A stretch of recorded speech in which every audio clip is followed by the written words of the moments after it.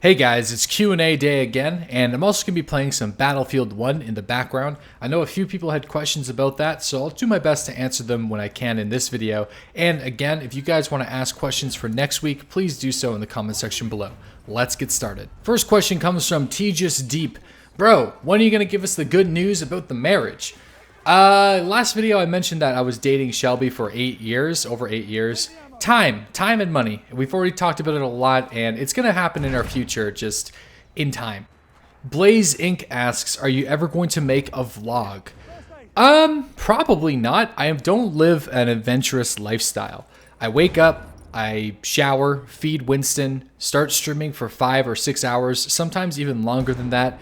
Finish streaming, grab lunch, create the video, and then by that time, I either make dinner or I'm hanging out with Shelby and we watch some shows, rinse and repeat. So that's not a whole lot of things. A lot of these people who do vlogs are going to like theme parks and road trips and little adventures because that's what they do. It's their job. So yeah, I just don't have an exciting life, I don't think. Most of the time, if I'm going to be online or doing anything, you'll be seeing me streaming on Twitch.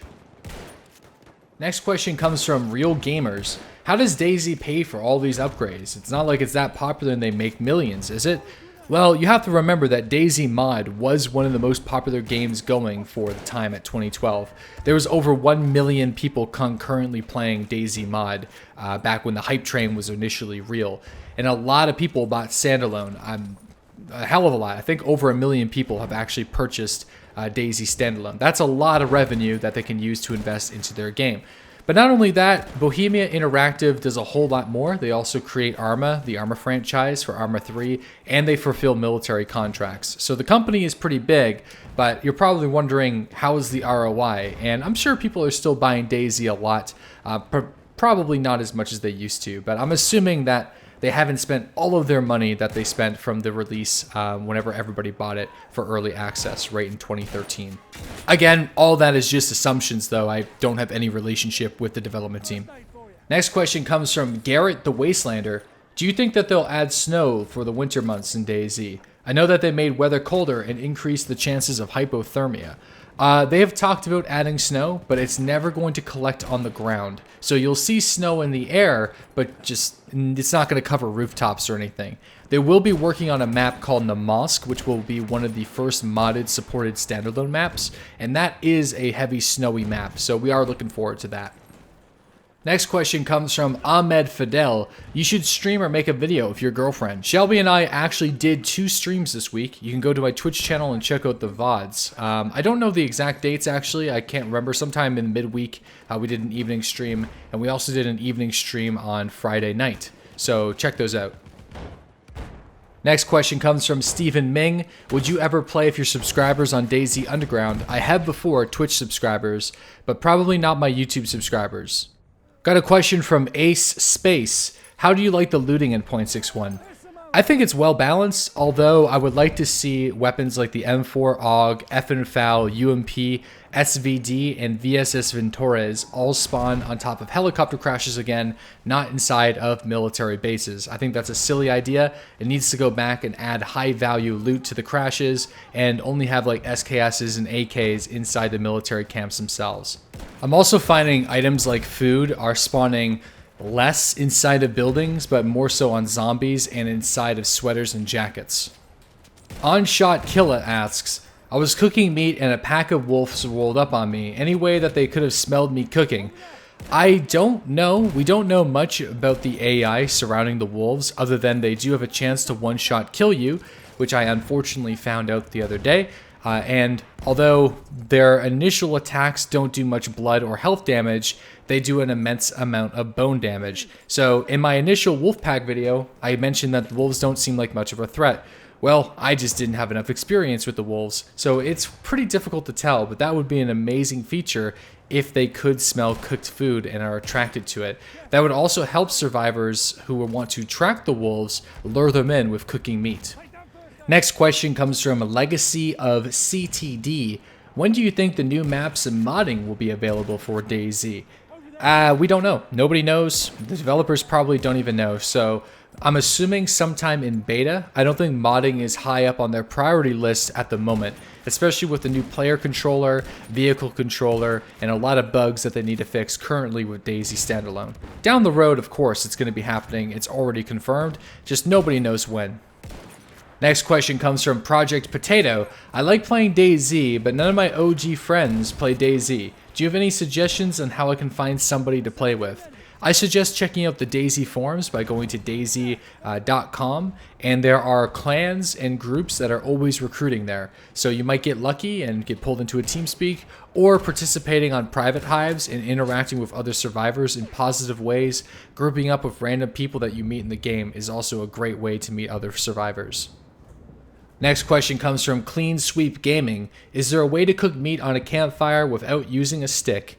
Yes, there is a way that you can get a cooking tripod and using a cooking pot. So you set up the campfire, you light it, you use the cooking tripod on the fire, and then you use the cooking pot on the tripod, and it will rest the cooking pot on top of the fire without ruining the pot.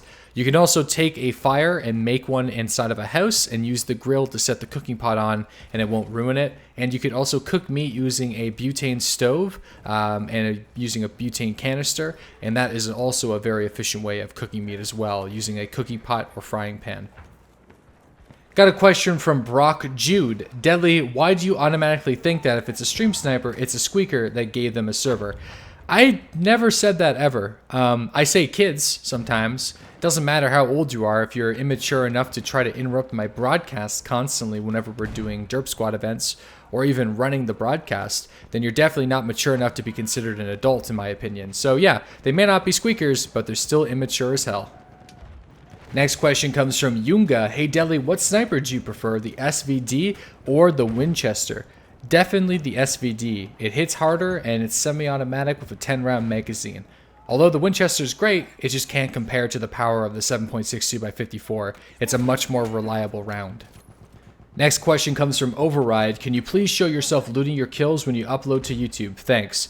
I'll try to remember, but unfortunately my webcam usually takes up a good portion of the player's body, so you're not going to be seeing much anyway. But next time I do, I will try my best to remember that. Next question comes from Badam S. How do you think planes and helicopters are going to affect PvP and the overall game in DayZ? Well, number one, if you have an effective Little Bird driver, you're going to be able to move your squad around the map much faster.